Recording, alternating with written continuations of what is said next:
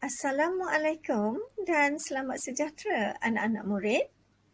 Hari ini kita belajar Bahasa Melayu KSSM karangan respon terbuka bersama saya Cikgu Farida. Untuk sesi pembelajaran hari ini mengenai menulis karangan, tajuknya Teknik Menghurai Isi Karangan.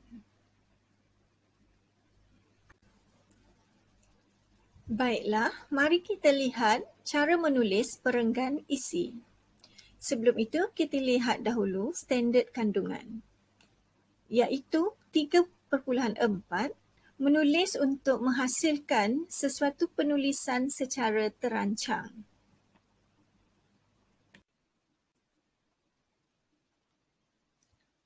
Seterusnya, standard pembelajaran 3.4.2 menulis untuk menghuraikan perenggan isi secara kritis dan kreatif dengan menggunakan bahasa yang gramatis.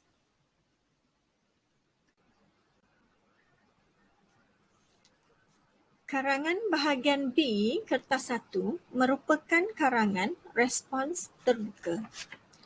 Terdapat 4 soalan dikemukakan dan pelajar perlu memilih satu soalan sahaja. Markah yang diperuntukkan sebanyak 70 markah dan panjang karangan 350 hingga 500 patah perkataan. Soalan dikemukakan berdasarkan domain pembelajaran yang terdapat dalam DSKP. Semua soalan berformat boleh dikemukakan dalam bahagian ini.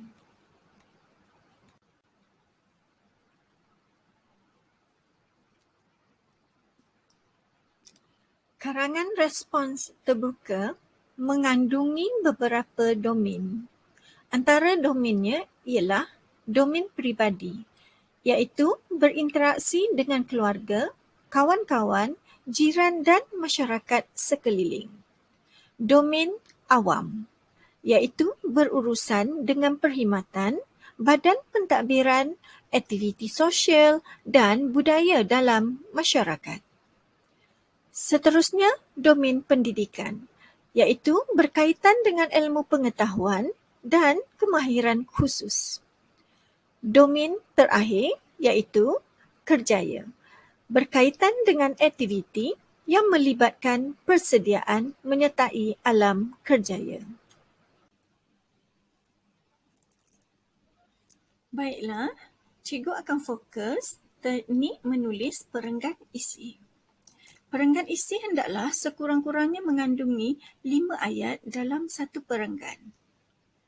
Teknik menulis perenggan isi mengandungi ayat judul AJ, ayat huraian AH, ayat contoh AC, ayat impak AI, ayat penegas AP dan ungkapan menarik.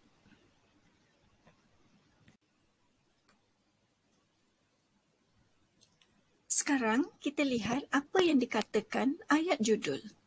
Ayat judul ialah ayat yang mengandungi kata kunci jawapan yang menjawab pokok persoalan karangan.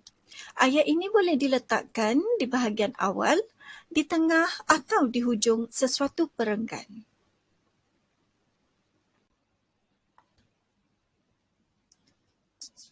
Seterusnya, ayat huraian. Ayat huraian merupakan huraian lanjut tentang isi utama yang bertujuan untuk memberikan penjelasan tentang perkara yang diperkatakan atau menyokong isi-isi utama.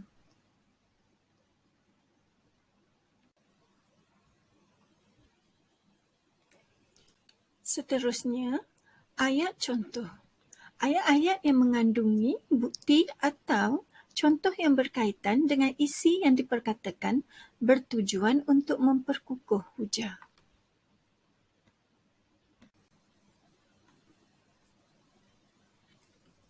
Seterusnya, ayat impak. Ayat yang memperlihatkan kesan atau implikasi daripada sesuatu tindakan atau perbuatan atau kejadian.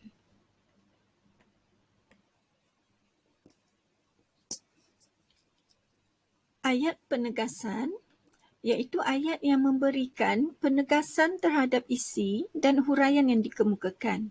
Ayat ini biasanya mempunyai penanda wacana seperti tegasnya, oleh itu, sehubungan dengan itu dan sebagainya.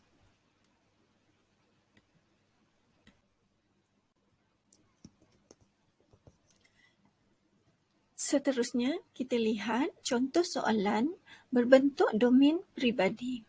Soalan, pujukan ahli keluarga mengajak seorang warga emas keluar rumah kononnya untuk solat berjemaah, rupanya helah bagi meninggalkan lelaki berkenaan di sebuah surau di Kelang.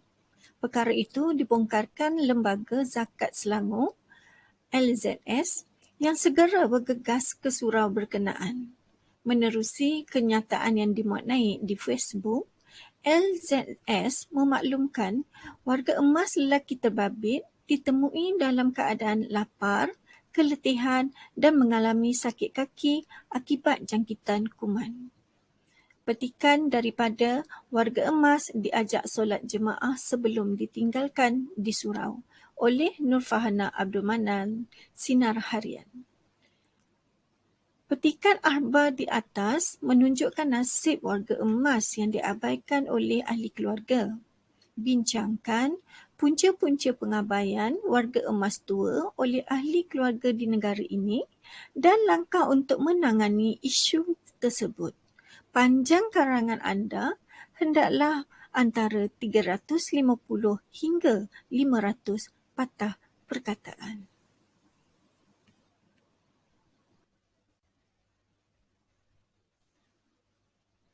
Baiklah, berbalik kepada soalan karangan, kamu dikendaki memberikan punca-punca pengabaian warga emas oleh ahli keluarga. Antara cadangan idea, satu ialah anak-anak moden kini lebih mengejar kebendaan dan kekayaan daripada nilai sebuah kasih sayang. Kedua, mereka menganggap menjaga warga tua merupakan suatu bebanan.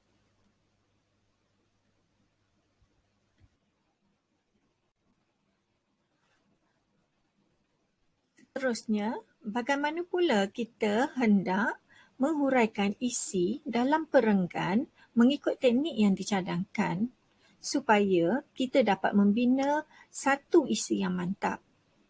Lihat contoh jawapan untuk perenggan isi satu. Kita bermula dengan ayat judul. Satu daripada punca anak-anak mengabaikan warga emas ialah anak-anak moden kini lebih mengejar kebendaan dan kekayaan daripada nilai sebuah kasih sayang.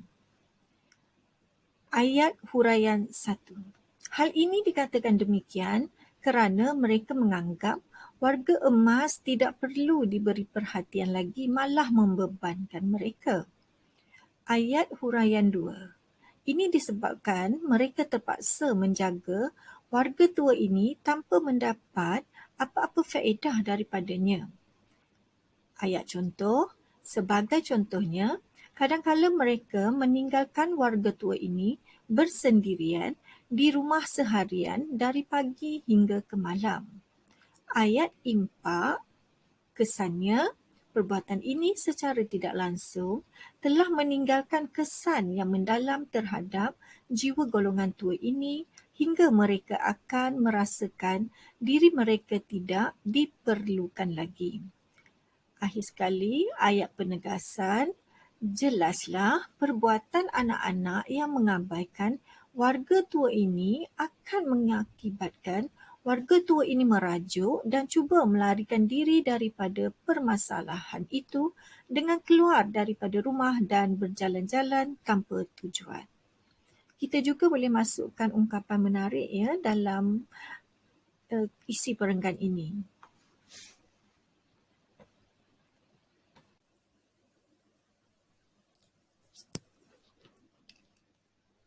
terakhir sekali, kita lihat contoh jawapan untuk perenggan isi kedua.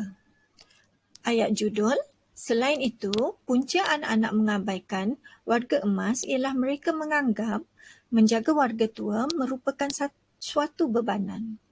Ayat huraian 1, hal ini demikian kerana mereka beranggapan bahawa warga tua tidak produktif dan tidak berupaya membantu mereka. Oleh itu, warga tua ini dianggap sebagai beban. Ayat huraian kedua. Sama ada kebajikan para ibu bapa mereka terbela atau tidak bukanlah persoalan yang harus difikirkan dan diambil tindakan yang sewajarnya. Ayat contoh. Sebagai contohnya, disebabkan mereka terpaksa menjaga warga tua ini tanpa mendapat apa-apa faedah daripadanya, golongan tua ini dilayan antara mahu atau tidak mahu sahaja. Malah ada yang menggunakan warga tua ini sebagai pembantu rumah. Ayat impak. Sebagai natijahnya, pengeksploitasian tenaga warga tua ini menyebabkan warga emas jatuh sakit sehingga membawa kematian. Ayat penegas. Sesungguhnya, anak-anak wajib menjaga dan menyayangi warga emas sebagaimana jasa mereka membesarkan anak-anak dari kecil hinggalah dewasa. Bab persis menatang minyak yang penuh.